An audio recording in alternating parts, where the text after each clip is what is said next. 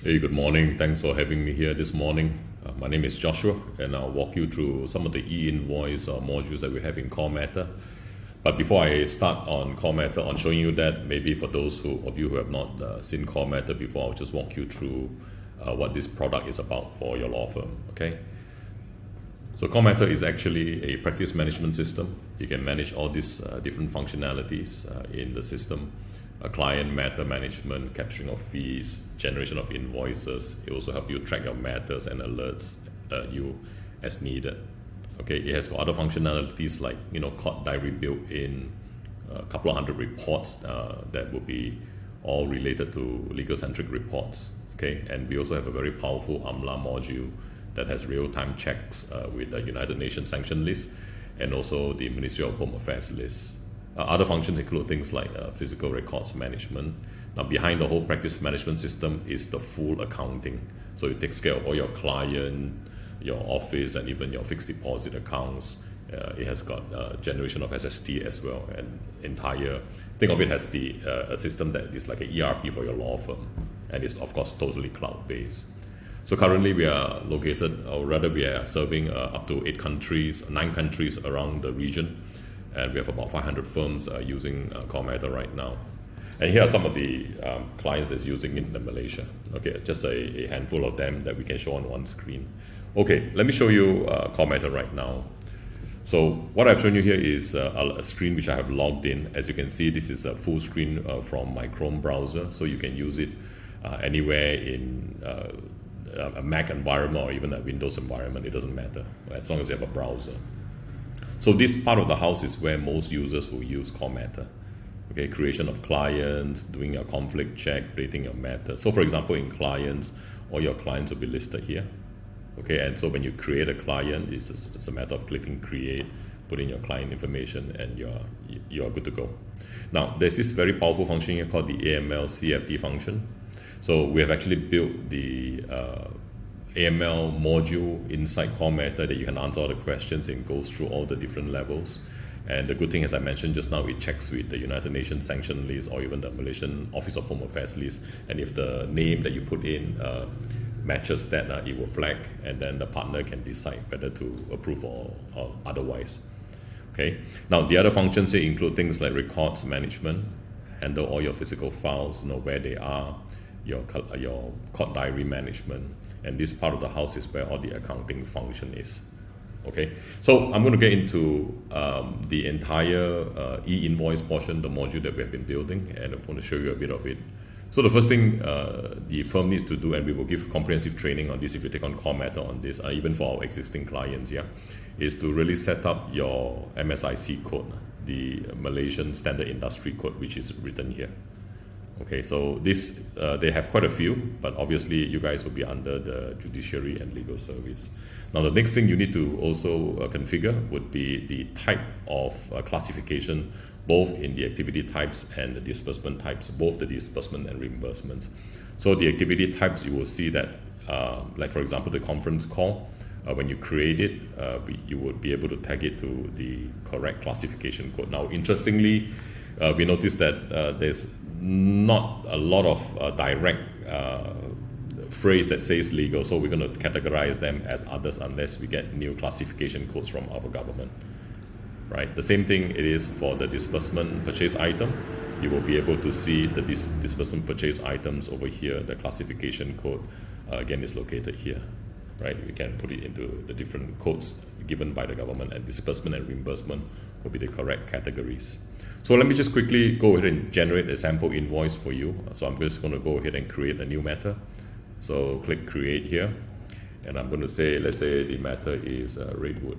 This is my client, and I'll click it here and say this is a merger with Allianz Holdings. Okay. And of course, I'm just going to put the partner in charge, who the solicitor in charge is, and of course the support staff. And the practice area will be corporate. So I'm trying to just demonstrate how easy it is to create a matter from CoreMatter. And this is the accounting part. We'll just click next. The security, who can see the file, and I'm just going to go ahead and submit. So when I click submit, the matter is automatically created. And this is the matter number. You can print the label and all that. Okay, I'm going to go into to create the invoice. So I'll click into the matter workspace here. So what happens now is it takes you straight to the workspace whereby you can key in your fees, your disbursement, do your billing, and your invoice will appear here. So let me show you. I'll click create here. And I'll just put, maybe I'll just type legal fees, and I'll charge the client 10,000 ringgit. And I click submit and continue. So this is flat fee, okay? I can also put in timer if I want. I'm going to click on the time base, and maybe I did some drafting. Maybe this one right here. Okay, so I spent, say, about 1.5 hours on this, and I'll just click submit. So as you can see, my fees are captured, both time and flat fee.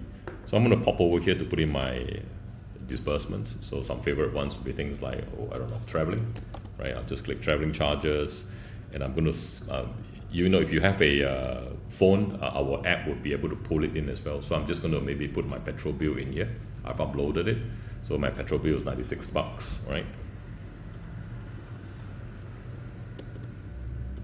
Okay, and I can just say petrol to client's place. Oops. Okay, and I'll just submit and continue. I'll do one more. Say, okay, it's uploading. Let's do one more. Say, let's say printing and stationery. Okay, so this will be 100 pages. Say $10. See, so as you can see, it's quite easy to put in the fees and disbursement. Again, you can also put it through the app as well, the mobile app. So you can see the receipt here, fairly nice. Okay, so you don't have to print too much if you can save a few trees. So let's get into the e-billing part, all right, the e-invoicing part. I'm just going to go ahead and click the unbilled items, and all my good work is put in the disbursement and the activities. So I'll select all. And what happens is, as I generate the invoice right now, it will take me to what is called the invoice generation page, where I just need to choose my invoice format. This is the SST format. So I'll take one of the more popular ones that our clients use. It's right here. So all the 8% is tagged. And I'm just going to say, I'm happy with this. I'm just going to go ahead and submit and create the pro forma invoice. So the pro forma invoice looks a bit like this, right? So we can call it whatever you want. Your logo's on top, and this is how the invoice is generated. Now notice there is no QR code here, because there's a QR code requirement by the e-invoice initiative by our government. Okay, so when this is done, when you confirm the invoice, this is what happens. Now it is posted, and when it's posted, it's going to talk to the LHDN portal, right? I'm going to click confirm, and you will notice now this invoice, the invoice number will appear here. It is now talking to the portal. You see, e-invoice has been submitted successfully. This is the invoice number. Now, if you look at the invoice right now, it has changed to the word invoice, and the QR code is actually captured here. So what I'll do now is I'll take my phone, all right, and I'm going to go ahead and capture this QR code, so that you can see what is it that you have received. And I'm just now going to go ahead and transmit this over to using AirPlay. So what I have just scanned just now, it is this information right here when I've scanned, right? So as you can see, this is really the information that has been transmitted to the LHDN, and the status is valid, right? So I'm just going to get out of this right now and stop mirroring. So back to this, as you can see, the QR code tells you what is the status. There's another way to see the status in CoreMatter, that is to go to the invoice, right? So if I click on invoice, you will see that there are a couple of what they call statuses that you can see. This is what I created today, right? This is 451. If you look at the invoice right here, you will see that the same QR code that I showed, the information that was transmitted to LHDN and what was received back is also shown here.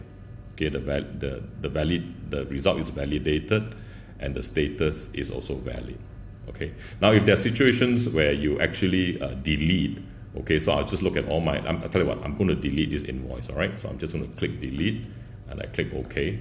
So it's deleted now. If I just want to go and look at all my deleted invoices, and I'll search. Okay, so these are all my deleted invoices. As you can see, this is a status to show that it is deleted or cancelled. And if I click on it, you will be able to see the status of this invoice as well. Okay, so as you can see, the invoice says that it is still valid, but it is cancelled.